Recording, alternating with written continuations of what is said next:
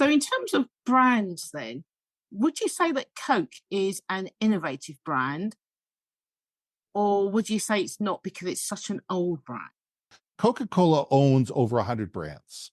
Mm, mm, And you need to sit there and say, okay, it's going to innovate in its terms of its branding and its messaging and its market based on what it is.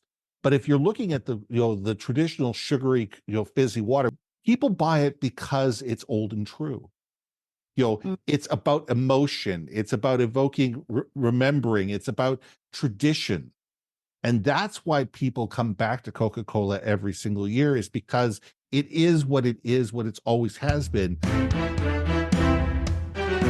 I create clear thinking and decisive leaders who can amplify their influence. Contact me to find out how I can help you or your organisation. Welcome to the Maverick Paradox panel on innovation.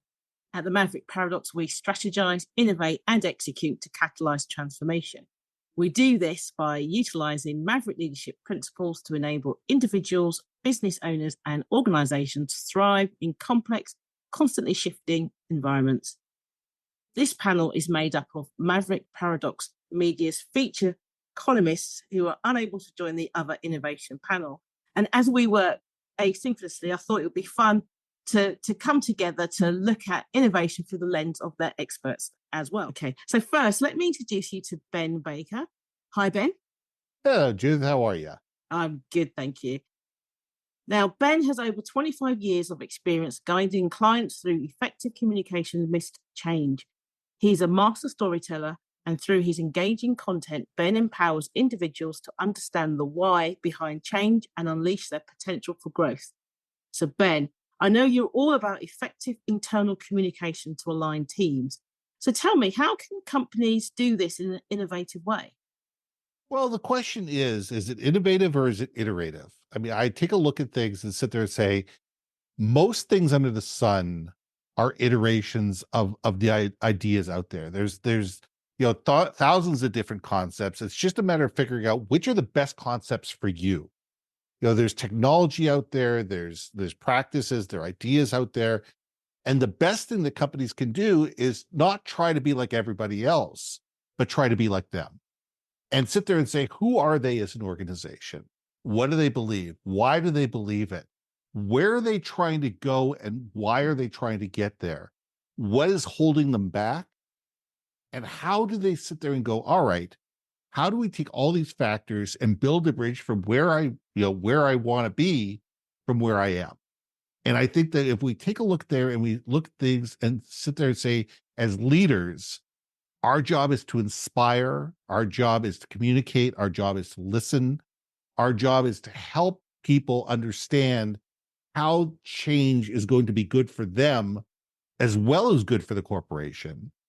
We tend to succeed. And I think that this is something that every organization needs to do in their own individual way, based on the size of the company, based on the how wide a scope the company is. Are they national? Are they international? Do we have multiple languages that we're dealing with?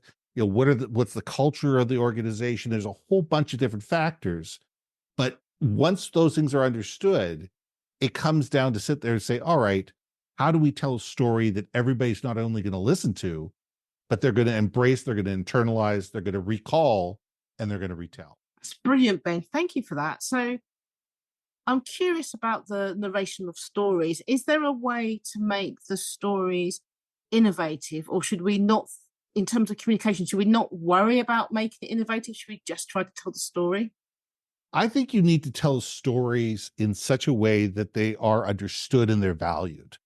Mhm. This may mean being extremely creative. If you're a brand new brand and you want to sit there and differentiate yourself completely in the marketplace, your story is going to might be complex, but it might be completely simple. Mm. There's a lot of value in simplicity, because if you can tell a simple story that's easily repeatable, people will repeat it. But if you overcomplex things and if you try to make things too innovative, people are sitting there going, wait a second here, I've never seen this before. I don't trust it. Or if you try to make things too complex, there's going, I don't understand it, I can't repeat it, and I can't and I don't know how to embrace it. Okay, that's cool. So in terms of brands then, would you say that Coke is an innovative brand? Or would you say it's not because it's such an old brand? Well, it all depends where you're looking at Coca-Cola. Are you looking at Coca-Cola in terms of, the sugary fizzy water? Or are you looking at Coca-Cola as an overall brand with multiple products underneath its parent brand? Because Coca-Cola owns over 100 brands. And you need to sit there and say, okay, it's going to innovate in its terms of its branding and its messaging and its market based on what it is. But if you're looking at the traditional sugary fizzy water, which I love, by the way, I'm a big fan of the sugary fizzy water, but people buy it because it's old and true. It's about emotion, it's about evoking remembering, it's about tradition. And that's why people come back to Coca-Cola every single year, is because it is, what it's always has been. Think about the uproar there was when there was New Coke. New Coke died because people sit there going, I want my old Coke back. Do you think it was just as simple as the formula for that? Or do you think that they over innovated when they didn't need to?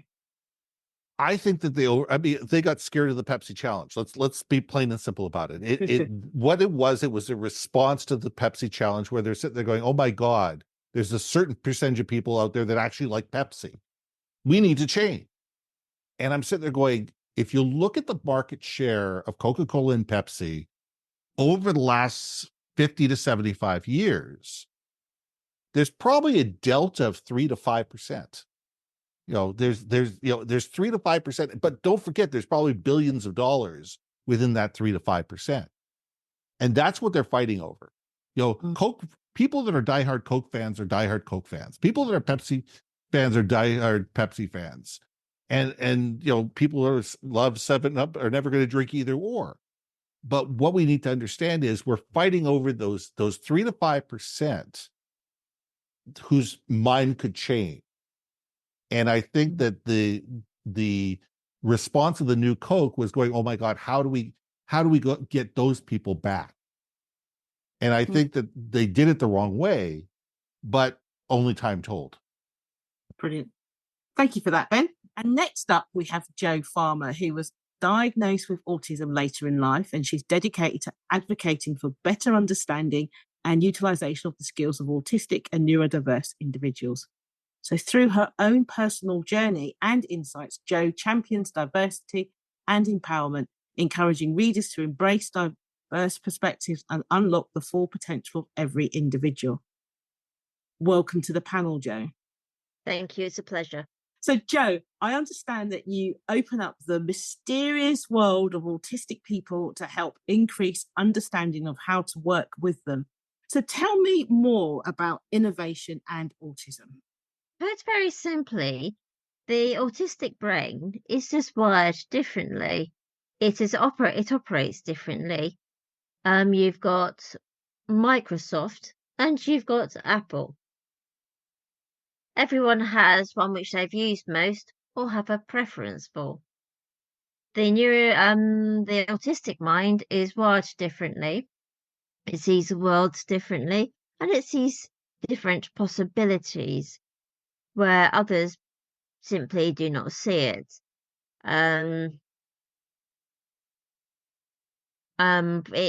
For example, I like problem solving. Even better, I like problem preventing. And what I do love saying is the modern world and being able to get to the point where we are now has actually been made possible by autistic people seeing things, seeing possibilities which others don't. The computer, the telephone, the internet, all of those, and that has just made a wonderful difference to the world, simply because of how we see possibilities. but it's not always fully understood. Brilliant. Thank you for that, Joe. You know what I find really, there's a few things I find really interesting there. One of them is problem preventing, which I don't think I've ever heard anyone say that before. Do you think that the innovative autistic mind enables that because would you say that you're more prone to preventing problems because that makes more sort of logical sense than trying to solve it once it's happened? Yes, I mean, if you were in meetings, I could quite easily, you give me a situation, most people come up with one answer, one solution only. I will come up with more than one. And therefore, it is very hard to explain succinctly two different, sometimes diametrically opposite solutions. And it's just somehow you can see your way to the end going from it's not. It's not linear. It's not linear. I mean, No, A to B is A to B via goodness knows how many other letters of the alphabet in absolutely no relevant order. And you can just see what's going to happen. And you say, it's not going to work. You're being negative. We'll see how it happens. For 6 months down the line. Hasn't worked. you know what? Our fellow columnist, David Chislett, would say that that's a sign of innovation and creativity, that ability to have many ideas that will change things round. Do you think there's a more innovative way for an autistic person to express those ideas?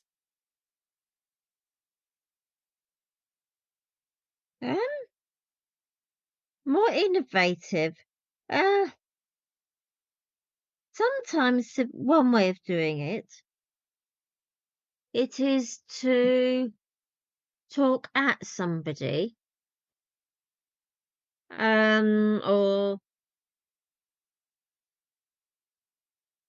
dictate those ideas simply because that is the way that you can do it without having to rely on the hieroglyphics that our writing can deteriorate into, or that the writing has to be so precise that it's such a slow system. And more innovative, I suppose we would be finding alternative ways to just be able to talk it out. Okay, so it's almost as if the innovation, in a way, would be good for the neurotypical person to find ways. So rather than expecting the autistic person to come up with the ideas, that we could help more by saying, okay, if this way of presenting it isn't going to work for you, here's a new way of doing it. And maybe we can help in terms of providing that innovation moving forward.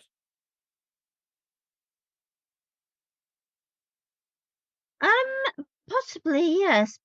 Because we might be so far trying to explain it that it's very, very hard to do so clearly, which sounds really bad until you consider that our minds can go off at absolute tangents to something which does not seem connected to somebody else.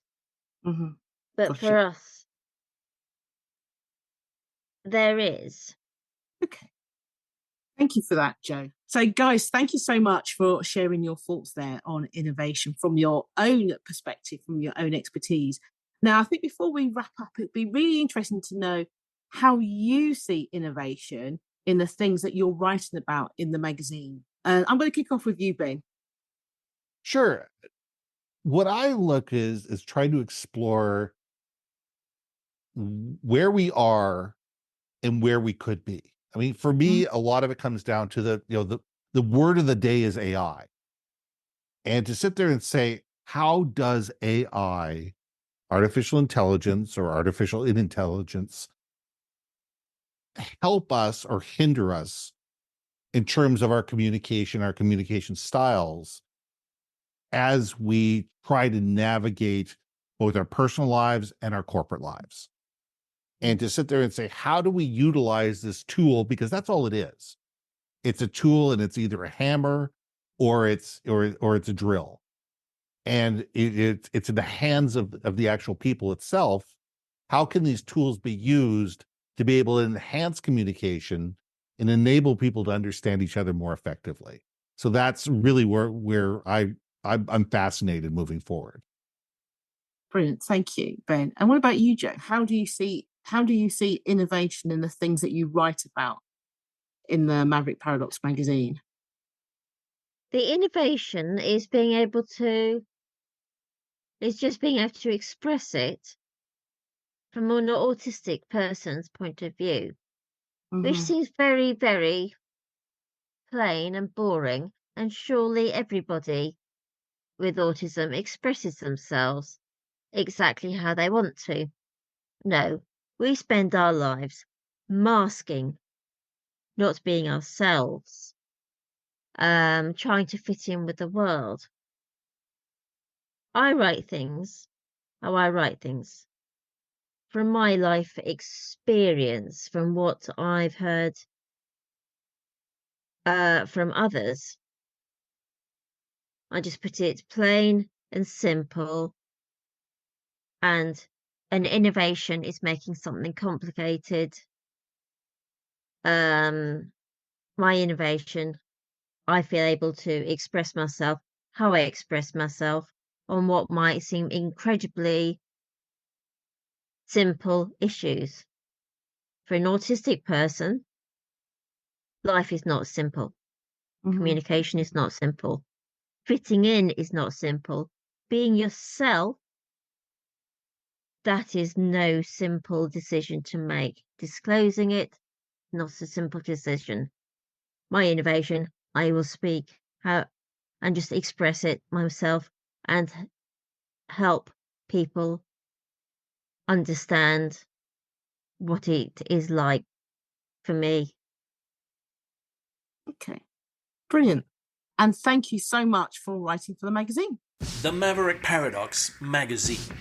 The Maverick Paradox magazine is for the pathologically curious.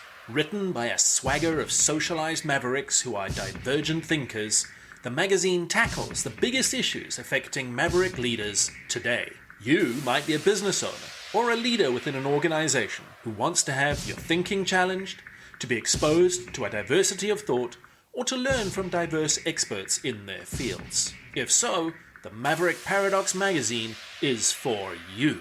Join the swagger at themaverickparadox.com and engage in the conversation.